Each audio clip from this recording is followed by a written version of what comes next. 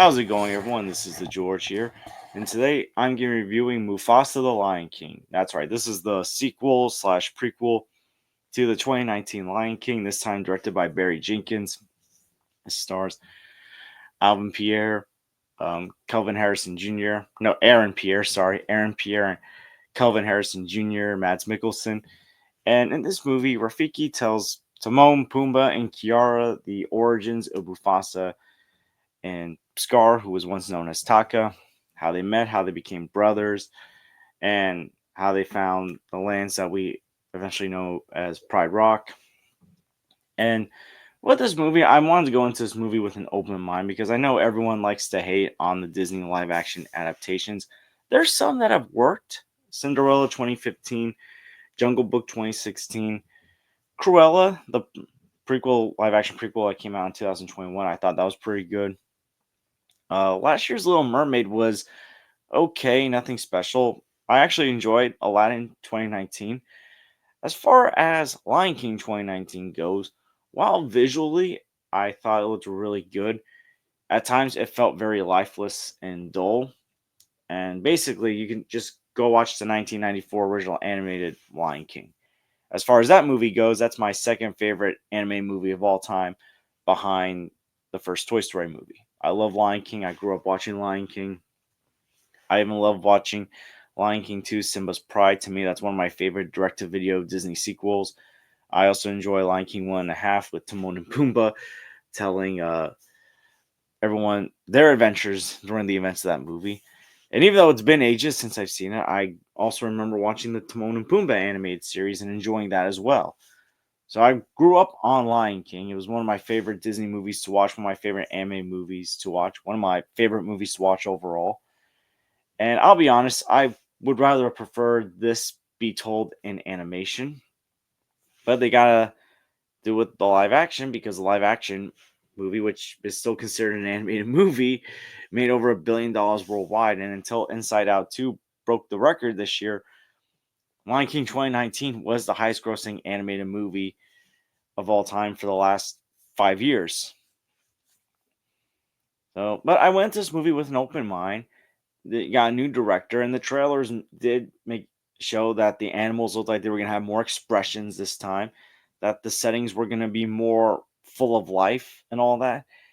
And they did work on those criticisms. The animals do look as if they have more personality, more life to them. It's easy to tell when a character is happy, sad, frustrated. So there's a lot more life to them, and even the voice actors, and most of the voice actors in this movie are new. They weren't in the 2019 movie. You got like a few returning, but it's basically the characters that were in the first movie that are barely in this movie. But even the voice actors sound more lively this time. By the way, there's a nice tribute to James Earl Jones in this movie, the original voice of Mufasa, and he also voiced Mufasa in the 2019 movie. Probably the best part of that movie. But yeah, the voice acting for the most part I thought was really good. It definitely felt a lot more lively this time around. Aaron Pierre as Mufasa, to me was actually really good. Obviously, it's tough to fill in the shoes of James Earl Jones, but he's also voicing a younger version of the character. But I thought he did a great job. Kelvin Harrison Jr. as Taka slash Scar, I thought did a really good job as well. It sounded like though he felt more like, based on his voice performance and how he sounded more like a younger version of the Jeremy Irons Scar from the 1994 animated movie than the Chiwetel Ejiofor Scar from the 2019 movie. But overall, I thought he did a very good job. Mads Mikkelsen as the villain, the White Lion King, that's leader of this lion pack called the Outsiders. I thought he did a very good job as well, but Mads Mikkelsen's always fantastic as the villain. But overall, the voice acting I thought was pretty good this time around. The settings, they felt more full of life. There's a lot more of an adventure going on because they're trying to find this land that Mufasa's blood parents had told him about. But there's a lot more life to the setting this time, and I appreciate the fact that they went and tried telling an original story this time around. Yeah, there's some references to the Lion King in this movie, but I actually thought the references were fine and how they were handled were fine. The songs, so Lin Manuel Miranda does the songs in this one, and I thought the songs were fine. I know there's gonna be some people that will either hate the songs or love the songs. I thought they were fine. There were only really a few that I thought were memorable. The one that we heard in the trailers, the one about Taka always wanting a brother, I thought that was probably the best song in the movie. It's the catchiest song in the movie. But there's also a couple of others I think stood out. The other ones, I wouldn't say they're forgettable, but it felt like they belonged in a Moana movie, which makes sense because Lin Manuel Miranda did the music for the first Moana. He didn't do the music for the second one because he was doing the music for this one. There were like a few times where, like, when I heard like the beats and the rhythm, I was like, "Is this like a Moana song? Are we in Moana? Is Dwayne Johnson gonna be voicing an elephant or rhino that's gonna come charging in and break into song?" Oh boy, I hope Disney doesn't hear that idea. But yeah, no, I thought the songs were fine for the most part, but there were a few that I think stood out more. Um, Now let me get to my negatives. Now, again, I appreciate the fact that they told an original story, and I thought the premise was good. Mufasa and Taka leaving and trying to find a new land, trying to avoid this new group of lions that's trying to get revenge on them. That's a good premise. And I thought the first half had a really good build up. The second half is where I feel a lot of things were forced. A lot of things just felt forced into the movie. Now, during Mufasa and Taka's journey, this is where I'm going to get into a little spoiler territory, but the movie's been out for almost a week, so minor spoiler. But as Mufasa and Taka are making their way to this land, they run into some familiar characters that we are eventually going to know in The Lion King. Sarabi, Zazu, and Rafiki. And Rafiki had a nice build. Like, Rafiki was the MVP of this movie, not because he was the narrator, but even as him like on the journey with Mufasa, Taka, Zazu, and Sarabi, he's the MVP of that journey. But he had a nice build up, but Zazu and Sarabi just felt forced into. There was real no build up with them, and it felt like the movie wouldn't have been that much different if, well, at least if Zazu wasn't in there, because Sarabi does play somewhat of a key role later in the movie. The romance between Sarabi and Mufasa felt forced. Anyone who complains about Anakin and Padme being the most forced relationship in anything should watch this and say with a straight face that Anakin and Padme still feels more forced than this. At least with Anakin and Padme, even though the dialogue was cringe and Anakin gives some weird, creepy vibes sometimes with the way he stares at her, at least like there was a development of the relationship. Like, I'll give Attack of the Clones that.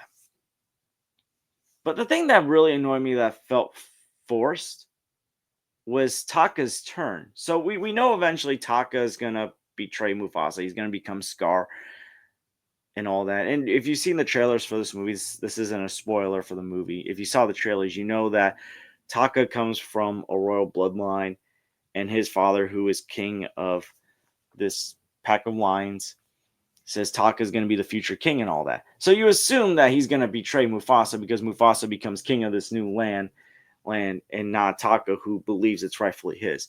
No, his betrayal comes actually earlier than that, and it's over something that probably should have been the first domino effect of Taka turning. You got to have a build up to this character turning. Like, I referenced Star Wars before, but at least with the prequel trilogy, whether you think it went smoothly or not, at least there was a build up to Anakin's turn. Even if you don't watch Phantom Menace and Attack of the Clones, Revenge of the Sith has a really nice build up to Anakin eventually turning. Like, it felt like there was a domino effect happening. Same thing with Transformers 1 that came out this year. There was a domino effect to Megatron turning. It's like one thing happens and Taka turns and decides he's going to betray Mufasa. And the crazy thing is, the brother relationship between Mufasa and Taka was really close up to that point. They have a really nice brotherly relationship. Taka saves Mufasa when Mufasa's a cub.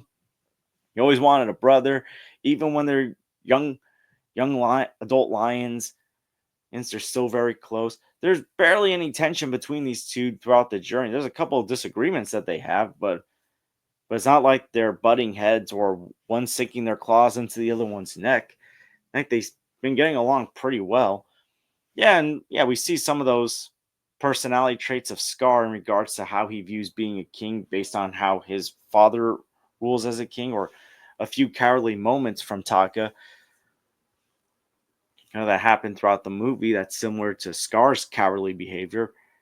But there was never a moment. But there was never a moment where Taka hated Mufasa until the thing that ultimately made him turn. That should have been the first domino effect, and a few other things would have happened. And the last thing that should have sealed the deal was Mufasa becoming king of this new land. Like that's basically how we always interpret the story always going. Right?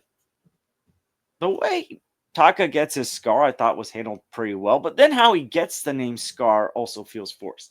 Even how Pride Rock is formed feels forced. It just feels like a lot of things were forced into this movie that didn't need to be forced in, that could have been developed better if you didn't have Timon and Pumbaa interrupting the story a lot of times in this movie. Because as I said before, Rafiki's telling the story to Timon, Pumbaa, and Kiara about Mufasa and Taka. And Timon and Pumbaa in classic Timon and Pumbaa form have to interrupt the story, which probably could have been executed better if this was like the 1994 Timon and Pumbaa, not the 2019 Timon and Pumbaa. Not to say that I dislike them, but they're not as entertaining as the originals.